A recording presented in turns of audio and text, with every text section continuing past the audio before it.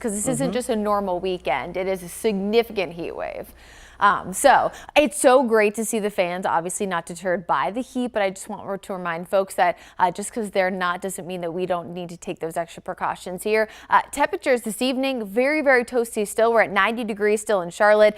Feels like numbers in the mid to upper 90s still. 95, the current heat index at the Charlotte Douglas Airport. So it is substantial. I mean, we know it hit a record high today at 101 with the heat index values at 106, but they're going to get even higher over the next few days. In fact, Sunday, Monday expected to be the highest with feels like numbers up to 110. We are currently under a heat advisory here in Charlotte again Sunday afternoon, but there's a chance that both Sunday and Monday, some of our local counties could get up to an extreme heat warning, which is again closer to that 110 criteria. And we're still going to expect those temperatures to be at or above 103 at least through Thursday. So July 31st is not going to feel as bad as where we were today, but it is going to be on that downward trend. But we start a new month feeling much, much different.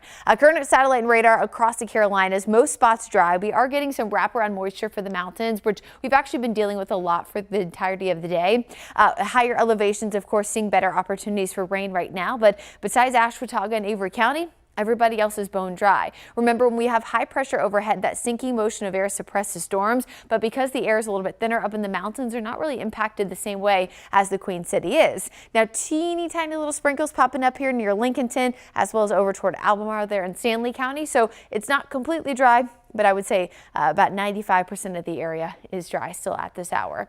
We'll continue to see similar conditions over the next few days where we'll try to see that opportunity for a 20 to 30% chance of a pop-up storm. And honestly, those who see it are going to be very happy. In fact, one of our producers lives in Matthews, and they got a little bit of rain today with a very brief shower. And it dropped their temperature at his weather station from about 100 to the low 80s. So it can have a pretty substantial impact. So it's not bad, right, to see rain, especially this time of year. I think your best opportunity over the next 2 days will be Monday night, as it does look like we could get a big surge of moisture. But while it will produce rain, we're not going to see a big chance for any isolated thunderstorms. Today's heat was major across the area. We were in bright red shading. We're looking at purple Sunday, Monday into Tuesday, Wednesday, but then starting to see some changes as we get closer to Thursday and Friday. Look at that. That's Tuesday, Wednesday. Thursday is going to get a little bit more red. Let's go. Clicker, go, go, go. Look at Friday. Finally, August 1st is going to be much, much different. We are looking at minor impacts across the board because guess what?